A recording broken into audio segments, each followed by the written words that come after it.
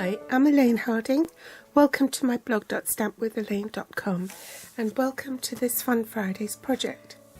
Today I have a quirky project for you.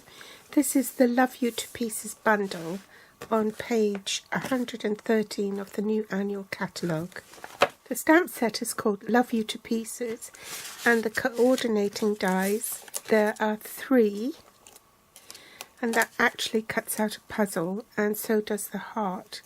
And then you have a single die, and this is what it looks like when it's die cut. Can you see that in the light? So I've made these dinky little puzzles. This is what the puzzle looks like out of DSP, and I've put them in little boxes. I think they'll just make great little party gifts in the party bags. Each box will also have one of these mats included in the party bag, so that when you're doing your puzzle you can lay it on top of this cardstock here, and there's one to match each box. So there's one for the pool party, the hippo one for the jungle creatures, and one for the crocodile. Use any DSP, but I use the animal outing one. These have got sort of kangaroos, rhinos, giraffes, hippos. This is a larger version of it. And there's tree frogs on this one.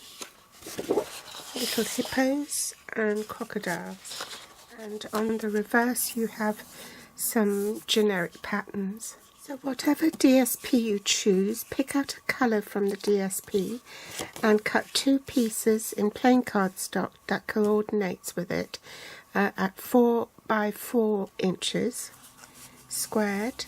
And you also need a piece of the DSP one also cut at 4 by 4 inches.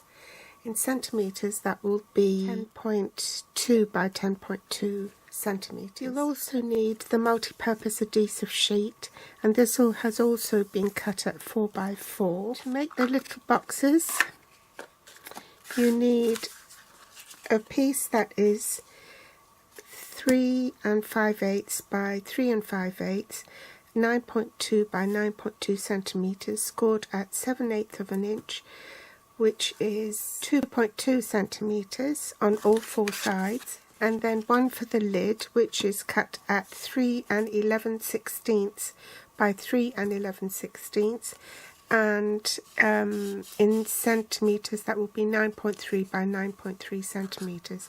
And again you score at 7/8 inches on all 4 sides at 2.2 centimetres. A 1/2 inch circle punch, big shot and magnetic platform. So let's do our little boxes first. You notice that I also scored the middle of the panel here between these 2 score lines to find the centre of this panel, so I could cut finger holes. Let's make the box base first. So you cut on the score line up to that first score line where the squares are, and you just cut a little V,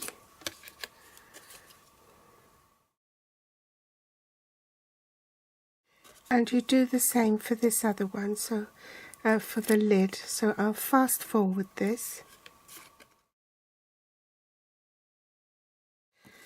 Burnish the score lines.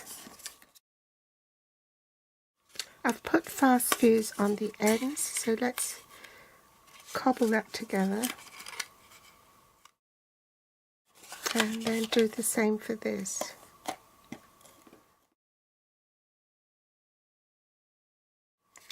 And where the score line is, insert your hole punch and punch.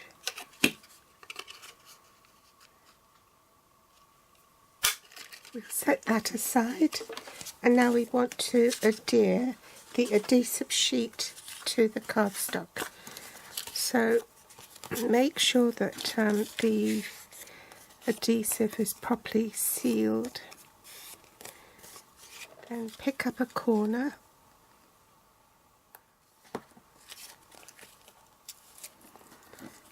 and peel it back, say about 1/2 inch or 1/4 inch.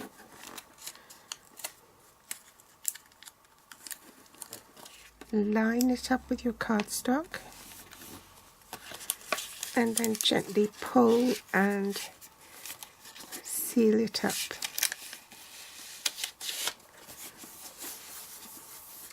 Now you want to remove this top layer, the other side of the adhesive sheet,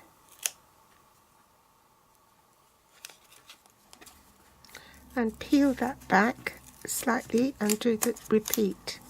So fold it back a little bit, marry up the cardstock with it, make sure that's sealed, grab the end and then gently peel it away, smoothing it over so that there are no air bubbles, just like your wallpapering. Okay, bring in my big shot. Now this time the sandwich is the magnetic platform first. What would have been the top cutting plate is now on the bottom, and I want the die face up, cutting edge face up. I'll place my cardstock on top, and then bottom cutting plate, because I want the blades uppermost where it will make contact with the rollers and make sure that it cuts. And then roll it back.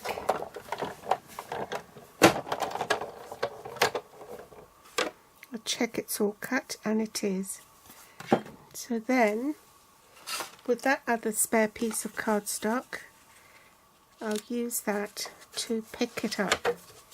So when I remove my die, you can see all the puzzle pieces are in there already. Grab my little box. Well, actually I need to take a photograph of that, because that's how I shrunk the picture so that it would fit on top of the lid.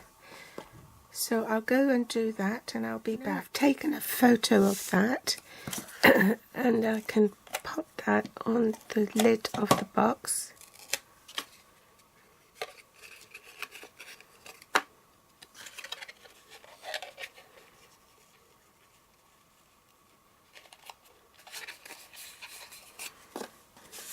Then I can dismantle the puzzle and put it in. Now you notice that each puzzle has a coordinating box. So if you decide to give all 4 in one big box, say, then you can still sort out all the puzzles and not get them mixed up. So that will be another video, a different video, because otherwise it will make this video far too long. In case I want to make them again, I've sort of put it in a Word document, and then all I have to do is bring that up, and then I can cut all my little references here. So I hope you've enjoyed today's project. Don't forget, give me a thumbs up if you liked it. Subscribe if you haven't already, or share on Facebook, and my grateful thanks if you do. If you're watching from YouTube, you'll find the list of supplies I use below this video in the Show More section, with direct links to my online store. They'll also be listed on my blog at blog.stampwithelaine.com. You can find me on Facebook, Pinterest or Instagram. Thanks for visiting today, and I'll be back soon. Bye!